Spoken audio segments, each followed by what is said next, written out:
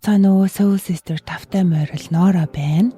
За өнөөдрийн бичлэгээрээ маш сонирхолтой сэдв буюу сүнсний сэрэлт хийснээрээ ямар сайхан талууд, сайхан шинж тэмдгүүд гардаг бай талаар мөн дээрээс нь сүнсний сэрэлт гэж одоо яриад байгаа энэхүү зүйлийг хэрхэн эхлүүлэх вэ?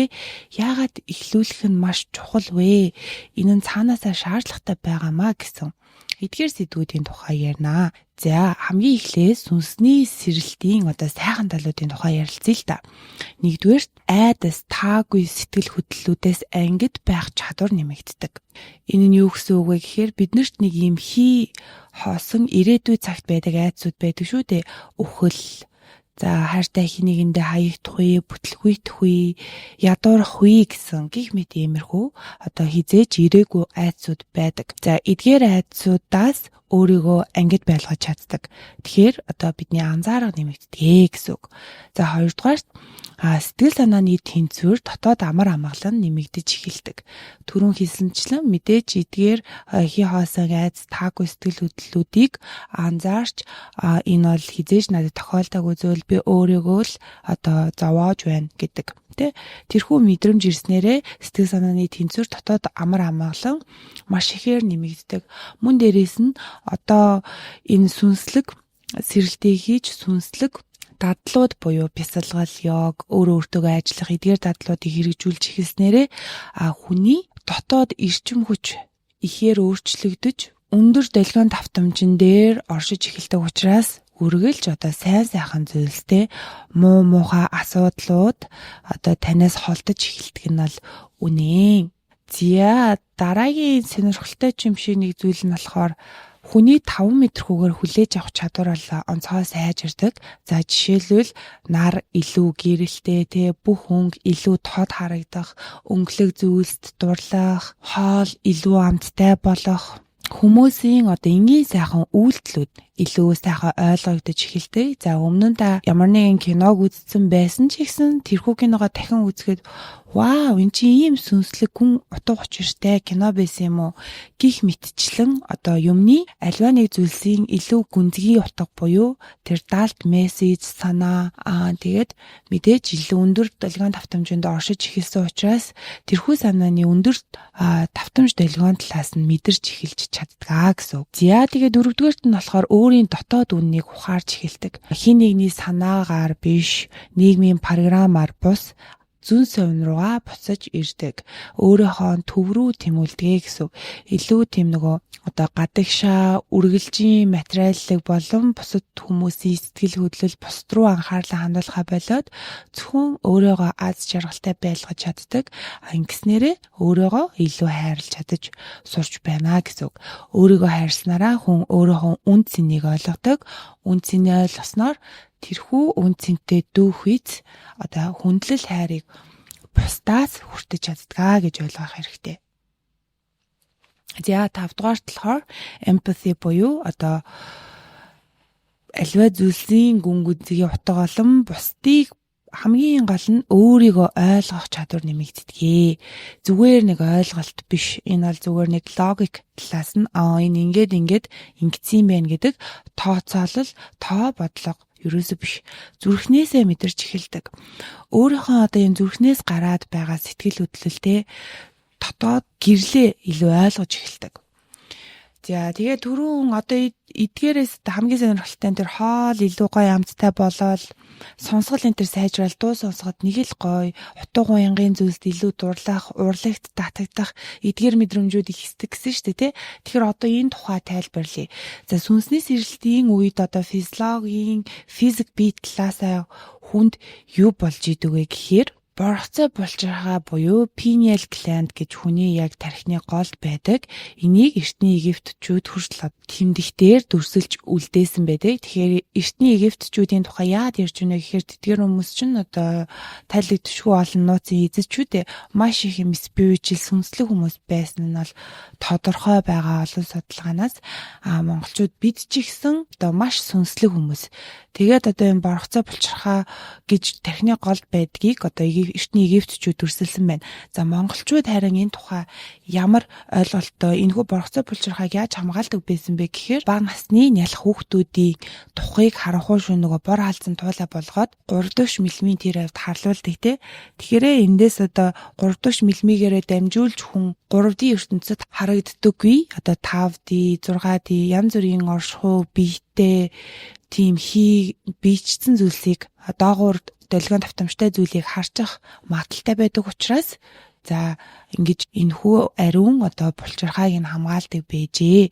За тэгээд бид нэр өөртөө анзаарахтаа болоод эхлэхээр бидний энэ одоо чулуужсан байсан боргоцоо булчирхай баар зөөлөрч энэхүү боргоцоо булчирхай маань үүргээ биелүүлж эхэлдэг. За энэ боргоцоо булчирхайгаас юу ялгардаг вэ гэхээр мелатонин, серотонин, DMT гэдэг бодисууд ялгардаг. Мелатонин, серотонин хоёрыг бол мэдэх бах те. Мелатонин мэдээж унтахад тусалдаг, серотонин нь болохоор аз жаргалын даавар гэж нэрлэдэг. За тэгэхээр энэ боргоцоо булчирхайг бид нар яаж идэвхжүүлж байгаа юм бэ гэхээр сүнсний сэргэлтийн үед хүн маш их ингэж байгальтай гармаар санагддаг те. Боргоцоо булчирхайг хамгийн өндөр идэвхжүүлдэг зүйл бол одоо sun glazing буюу нар руу ширтэх байдаг. Ялангуяа жаргаж буй нар руу. Тэгэхээр энэхүү боргоцоо булчирхайг айгүй сайн идэвхжүүлж өгдөг зүйл нь бол байгаль байдаг. За сүнсний сэргэлт хийж байгаа хүмүүс бол байгальд маш их татагддаг. Нэгдүгээрт хоёрдугаарт өөрийн гэсэн нэг анзаараа нэмэгдээд их хвчлэн одоо сүнсний сэргэлтийн үеэр хүмүүс амьсгалаа анзаарч амьсгалын дасгал хийж эхэлдэг. За амьсгалын дасгал хийгээд эхлэхээр юу болдог вэ гэхээр нухсаар гүйжидэг хүний ариун шингэн байдаг. Тэр болохоор боргоцоо булчирхайт буюу одоо энэ pineal gland-тай холбогдож идэг. Анх биднийг төрөхөд одоо pineal gland-аас энэхүү ариун ус гэж нэрлэгддэг шингэн нухсыг дагаад урсаад тэгээд одоо хамгийн доотлын root chakra хавьд нухсны төгсгөлтэй ташаа тэр хавьд ингээд хадгалагдчихийдэг гэсэн. Тэгээд бид нэр одоо зөв амьсгалаад гүнээсээ амьсгалаад эхлэхээрээ энэхүү нухсныхаа шингэн хөдөлгөөд боргоцоо булчирхайг очиж одоо дээш хөөргөн одоо боргоцоо булчирхай буюу тархинд очиж идэвхжүүлдэг. За энэ DMT бодис ямар үед ихээр ялгардаг вэ гэхээр одоо psychedelic одоо ургамлууд байдаг штэ. Монголд бол одоо hard amig гэж нэрлэдэг. Янз бүрийн энэ ургамлыг хэрэглэх үед энэ ингээд гарч идэг. Тэгэхээр л нөгөө нэг харт амиг хэрэглэсэн хүмүүс одоо илүү сонь зүйлсийг харах ч юм уу илүү тийм сэтгцэд нөлөөлдөг байц гэж хэлж штэ тий. Тэгэхээр энэ харт амиг бол одоо энийг маш их хэмжээгээр ялгаруулцдаг тий. Синтетикээр ингээ бирүүн оруулцдаг өөрөөсөө ялгардаг гэсэн. Тэгэхээр харт амиг хэрэглэсэн үед ялгардаг энэ донтуулагч энэ байц биднэрт баг зэрэгээр ингэж энэ боргоцоо булчирхайгаас ялгарч байдгийм байна л та. Тэгэхээр сүнсний сэргэлт хийх энэхүү булчирхай нь юм чулуужсан хэлбэрээр байдаг гэж байгаа. За энэ бол зүгээр яг уу сүнслэг хүмүүсийн одоо багш нарын ярьдаг яриа. Энэ бол одоо фотор бидний одоо карантинаас гоожж байгаа ус фотортой байдаг. Дээрээс нь шүдний айгүй фотортой байдаг. Тэгээ энэ фотор одоо энэ бидний боргоцоо булчирхай буюу 3 мм-ийг хариуцж идэг энэхүү булчирхайг маш их одоо ингэ чулуужуулж, кальцжуулж идэг. Одоо идэхгүй болгож идэг гэж ярьж идэг.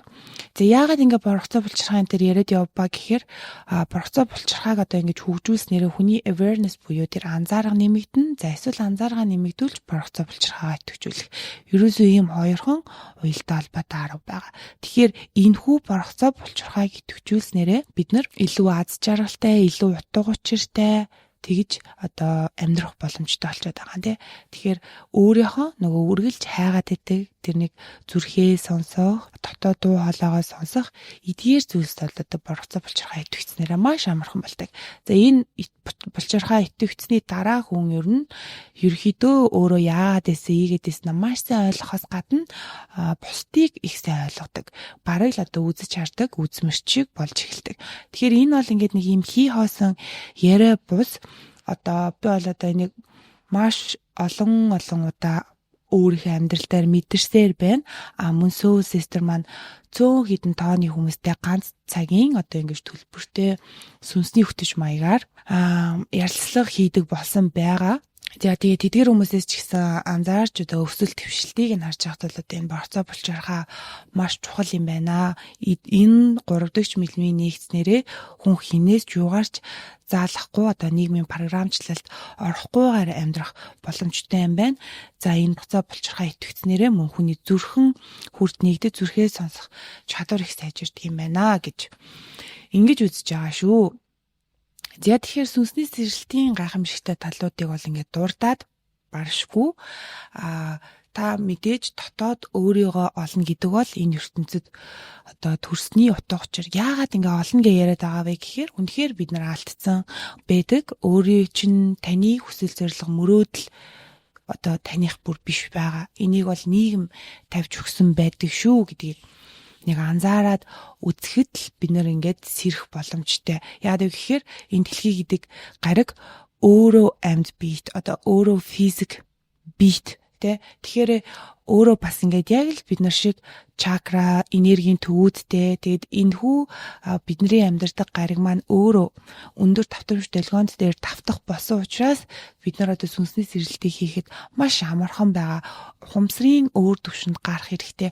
Ухамсарын одоо өөр түвшинд гараад эхлэхээр үргэлжийн сүнслэг хүмүүсийн яриад байдаг хайр амар амгалан инх тайван гэдэг эдгээр зүйлсийг ойлгоод эхлэхээр өмнө нь ямар хэцүү шорон хүлээстэй хайрцаг дотор өөрийгөө хийдэг байсан бэ гэдгийг ингээд хүн баг-багаар ухаарч эхэлдэг учраас энэ ийм чухал ач холбогдолтой хоолны амтыг хүртэл сайжруулдаг одоо та хүүхдээсээ эхнэр нөхрөөсөө мэдрэх хайрын чанарыг хүртэл сайжруулдаг гайхалтай зүйл байдаг.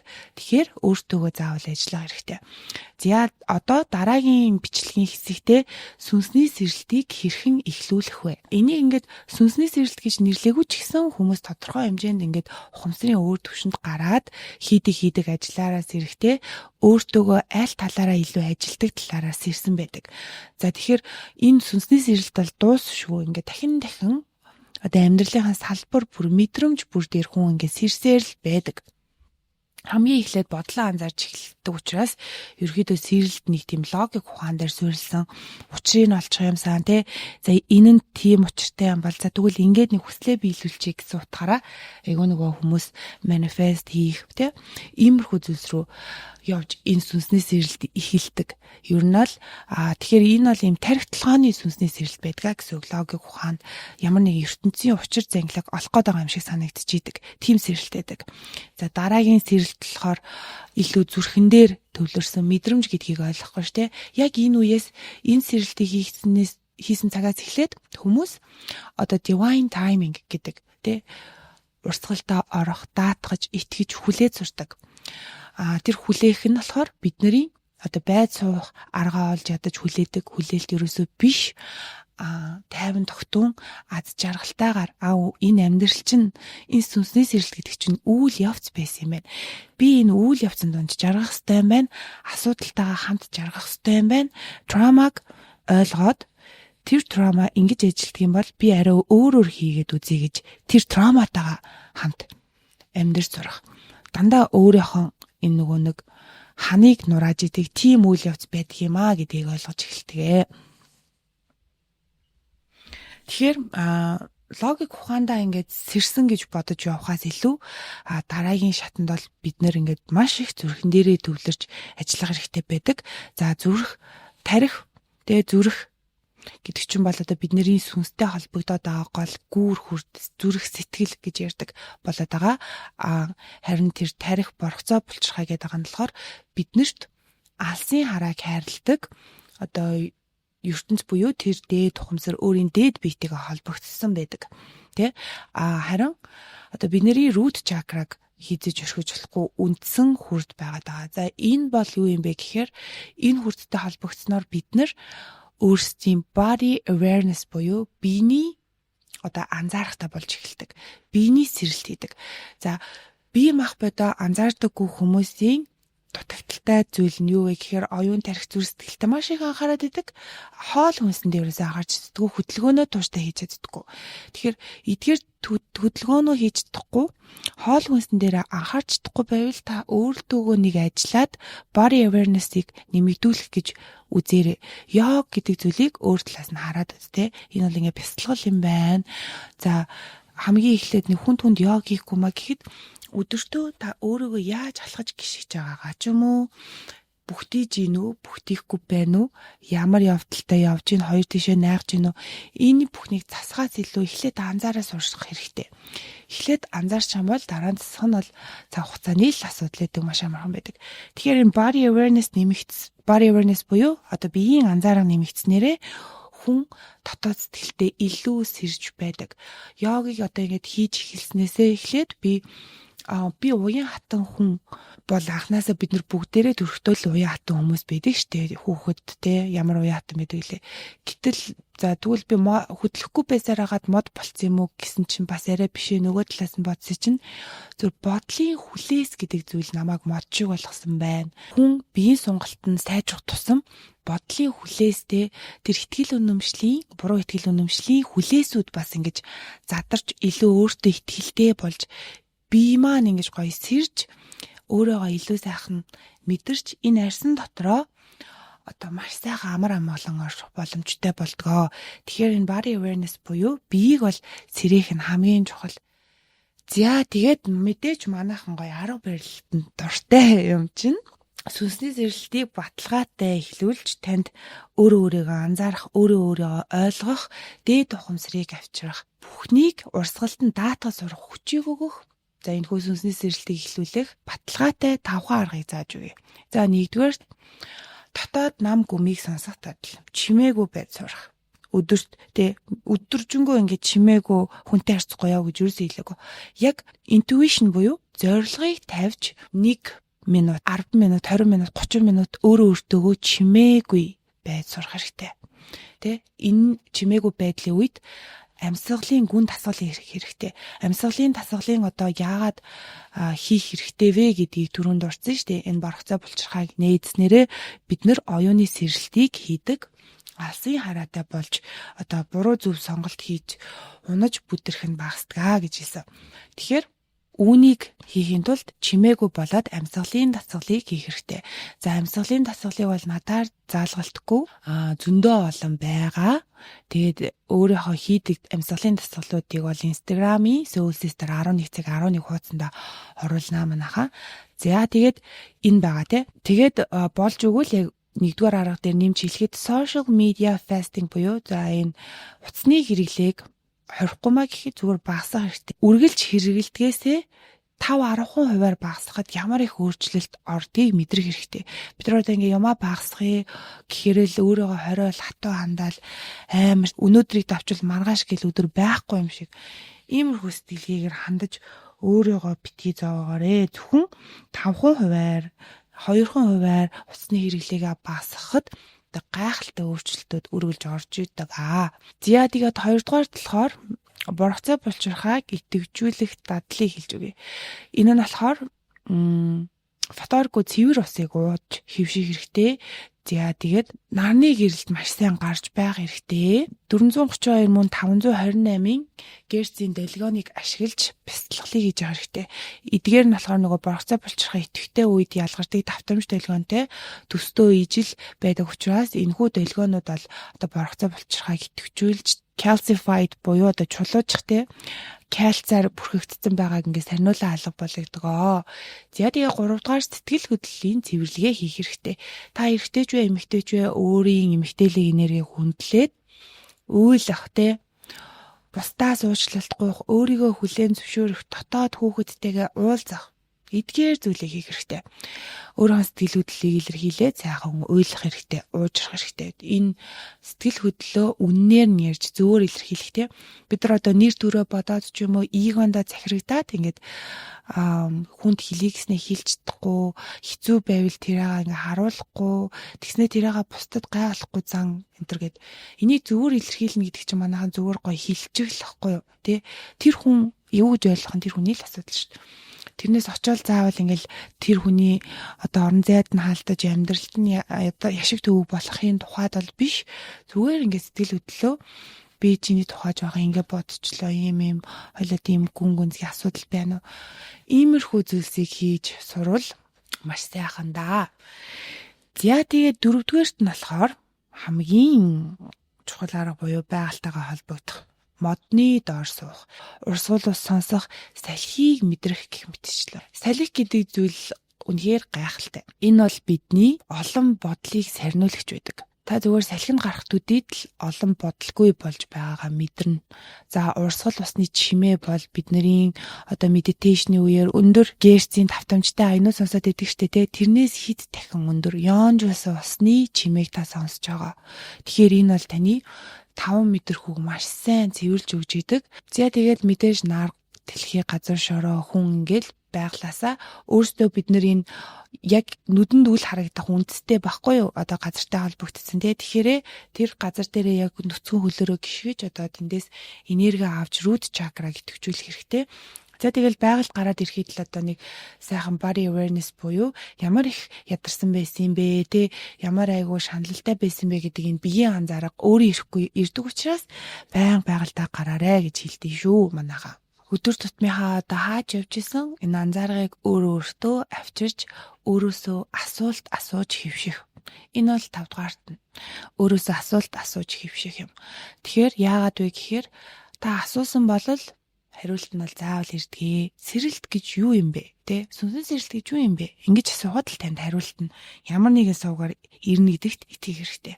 Тэгэхээр сүнсний сэрэлтийг эхлүүлж та аль хэдийн эхлүүлсэн гэж өөрөө бодож ивэл дараагийн сүнсний сэрэлтийг эхлүүлж ухамсарын шин түвшинд авчирч сүнсэнттэй нь гэрэл нэмэх зүйл бол яалтчгүй энэ асуулт асуух. Асуулт асууж ийн гэдэг нь өөрөө итгэж байна, даатгаж байна, урсгалтаа орж байна гэсэн үг гэдэг. За тэгэхээр ийм сайхан байна да манайхаа. Instagram-тайгаа хамт байгаарай. Өнөөдрийн энэхүү бичлэгийнхаа хайлайтууд болон гол санаануудыг мэдээж постоор оруулна. За тэгээ сүүлийн үед жоохон бичлэгээ хоцорж удааж ийсэн бол хөлцөл өчөө өөрийнхөө энэ сүнслэг дотоод амар амгалан болоод сүнслэг өсвөл хөгжилтөндөө илүү их анхаарахыг зорж байлаа. Манайхаа маш их баярлаа. Бүгдэнд нь хайртай шүү. Баяртай.